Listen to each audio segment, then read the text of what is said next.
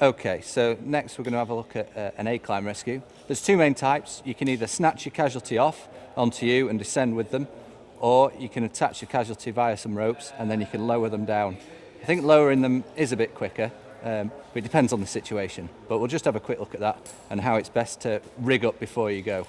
80% of the rigging you can do on the ground, save a lot of hassle. Having it in your lap while you're up there next to your casualty, okay? Or you can have it pre-rigged on the job, makes life a lot easier, a lot safer, a lot quicker. If everything's ready to go, then it can save a lot of time. So what I'm going to do is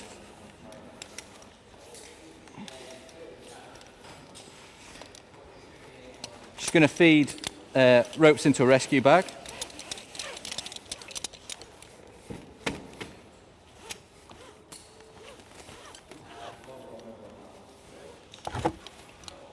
Ensure I've got enough rope in the bag for the height that we're actually working at, and then I'm just going to tie 2 barrel knots.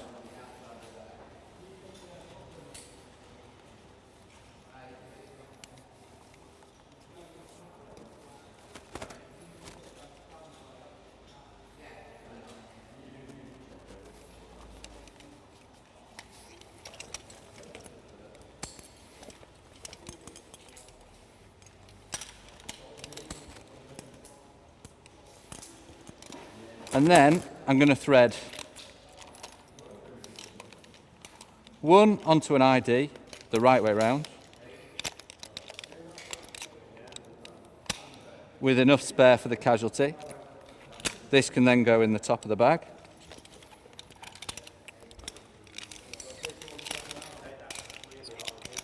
And the same for the ASAP. Arrow on the ASAP going to the casualty.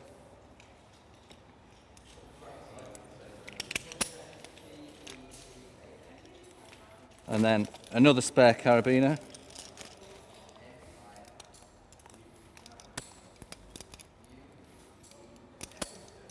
So that we'll get the run of the ASAP up there. This can also go in the bag.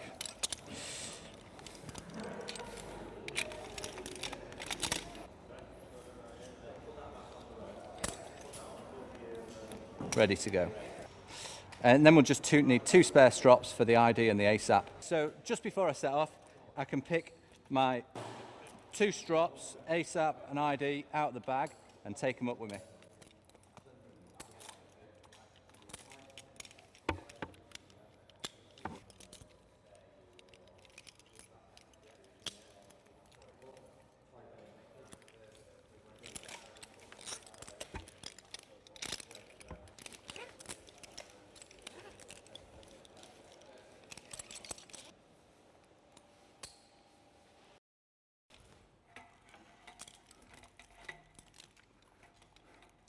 Okay, 2-hour casualty, and then first things first, we want to get him upright, okay, so we're going to go for descender on first, the lowering device, which is an ID, strop on, carabiner into his fall arrest attachment point, gate up, and if we pull that nice and tight, he's now upright, okay. If he slumps over, he can't go back up. Could release the pressure on his legs, get the blood moving again, but we just want to get him down as quickly as possible. So next we're going to go for backup. Another strop over. ASAP running free.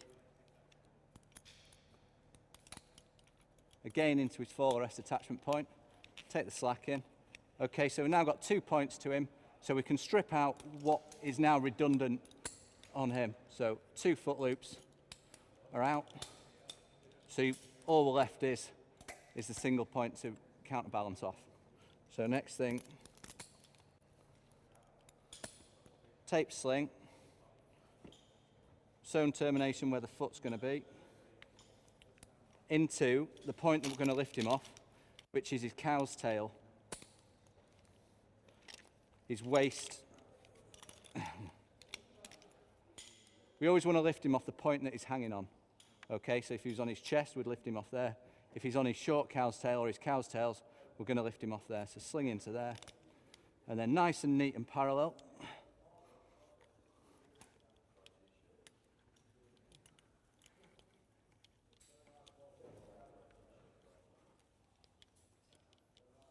up through there, ready for the lift.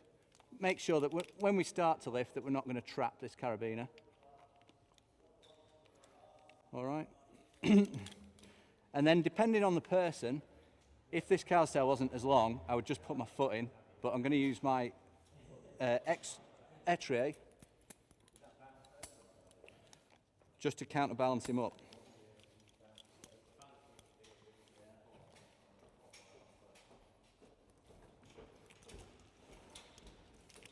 So all I'm going to do now is make sure this gate's ready to lift, and then I'm going to stand up, get my leg straight, and then I'm going to lift him from his waist, all right?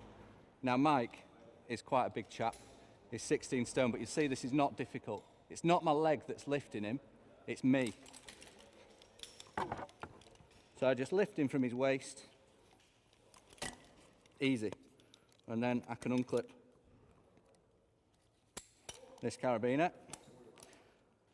Then I'm going to pinch this sling so it allows me to sit down, so I can sit down. Just make sure the descender's locked off.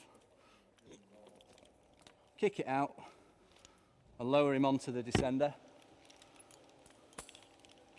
Take my foot loop out.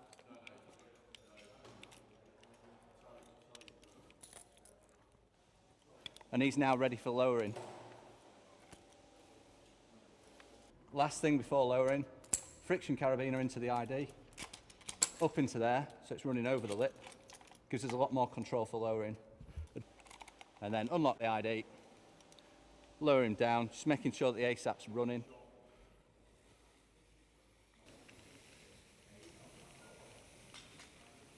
Nice and steady, down to the medic or the ambulance.